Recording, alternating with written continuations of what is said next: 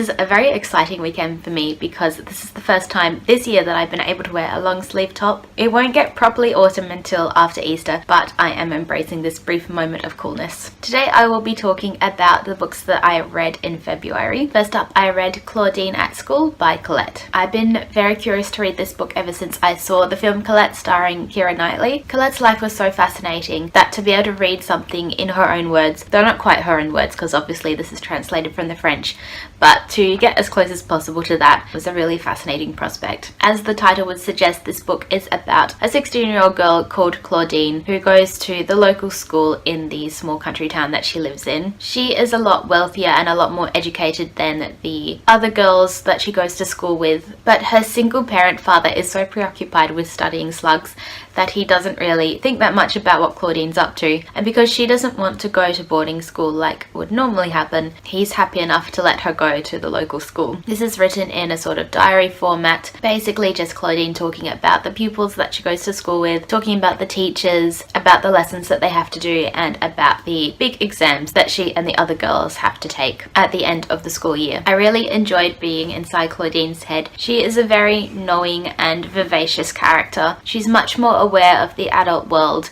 than the other girls around her, and in some ways she uses this to her advantage to manipulate her teachers, and in other ways it makes her incredibly uncomfortable because she is aware that the creepy old inspector that comes to inspect the school is trying to flirt with her. These things are kind of written about matter-of-factly. The book is from 1900 and I guess Colette was being just very honest about the world that she lived in, or the world that she grew up in, that she's remembering in this book. Certainly it's somewhat confronting to a modern audience. A major part of the first part of the book is Claudine's obsession with one of her teachers who is only a little bit older than her. Although the word lesbian is never used, it is very clear that Claudine is in love with this teacher Amy, and that the headmistress of the school is also in love with Amy. It was really cool to read very frank descriptions of two women being effectively in a relationship in a book that is so old, and you can definitely see how these aspects of the book made it such a great sensation at the time. The writing style was definitely repetitive. When referring to other characters, she would continuously describe the way they looked all the time, which is very unnecessary because by that point we knew what they looked like, and a lot of the same kind of things happen over and over again. But it is such a short book that that doesn't matter too much. I really love the character of Claudine. She is so expertly drawn by Colette in that she is writing about herself as being very clever and in control,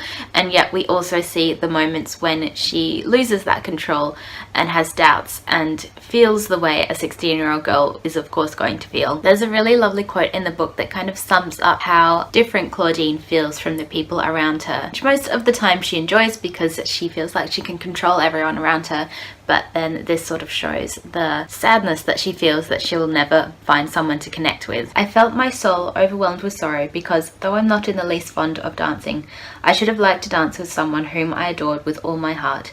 I should have liked that someone there so I could relieve my tension by telling him everything, because I so wildly needed that someone, and this humiliated me, and I would never surrender myself except to someone whom I should completely love and completely know. Dreams, in short, that would never be realized. I really want to read the next book in this series because I believe Claudine is an adult by that time, and be fascinating to see how the character grows. Next, I read The Bodysurfers by Robert Drewe. My propensity for not reading the blurb meant that I got very shocked when I realized that this is actually a collection of short stories and not a novel as I thought. It was only when I was reading the third story in this book that I realized this was not a novel, and the shock was so upsetting that I put it down and didn't read it for about a week. It took me even longer when I did pick it back up to realize that a lot of the short stories are connected by the same characters or characters from the same family, which shows you how much I paid attention to the names because they all have the same surname, and I was just vaguely thinking that Robert Drewe wasn't very imaginative with his choice of names. This is a collection that very much epitomizes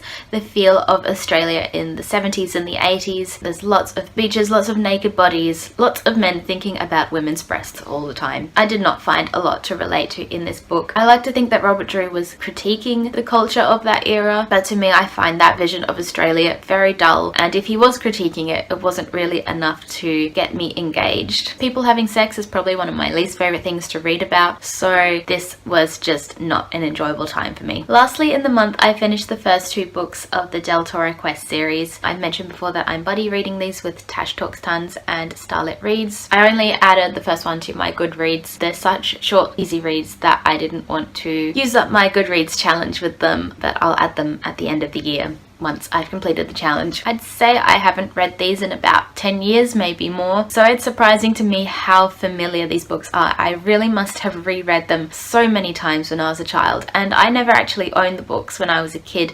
I always got them out of the library. I got these one secondhand from my sister for her birthday in 2017. I don't remember every single plot detail, but the way that I visualized the novels as a child is still so clear to me that I'm still imagining them in the exact same way. These 2 are probably my least favorite of the series that I've read so far, especially this one. I found the sort of climax and the ending, because there's always effectively a big boss battle at the end of every book, and I found this one a little bit quick and easy. The beginning of the first book is mainly setting up the story and doesn't actually feature the main characters Leaf, Bud and Jasmine, who are the 3 characters that we follow throughout the rest of the stories. Basically, these are a fantasy kids series about a land called Deltora that has been taken over by the evil Shadow Lord, and Leaf on his 16th birthday is told by his parents that the only way Deltora can be saved is by finding all the gems that have been lost that fit into the belt of Deltora that the king of the land wears to protect the nation. Leaf's dad was gonna go on this quest to find all the gems,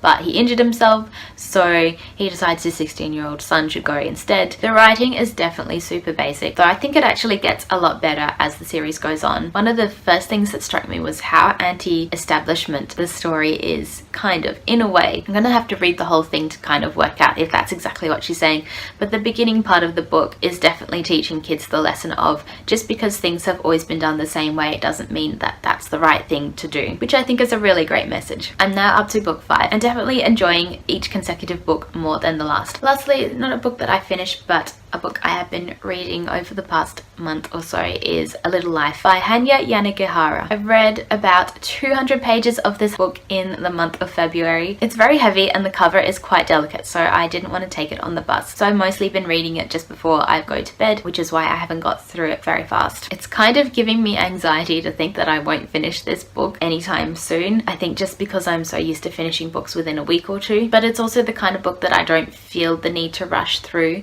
I really love the writing style. I was surprised at how clear her writing is and kind of easy to read because it is kind of meandering with a lot of flashbacks. It feels a lot like a TV series to me. I guess I often think of novels as being more like films in that they're usually about something happening over a relatively short space of time, and those are the type of films that I prefer. I don't really like films that cross a huge amount of time because I find that takes me out of the story. However, with a book like this that is crossing over a lot of time and talking about characters' backstories in great detail, it definitely feels more reminiscent of a long-running TV series. So thinking of it in that way, it makes me feel better about taking a long time to read it. So that was everything I read in February. Let me know if you've read any of those books and your thoughts on them. I hope you have a great day and I will see you soon. Bye!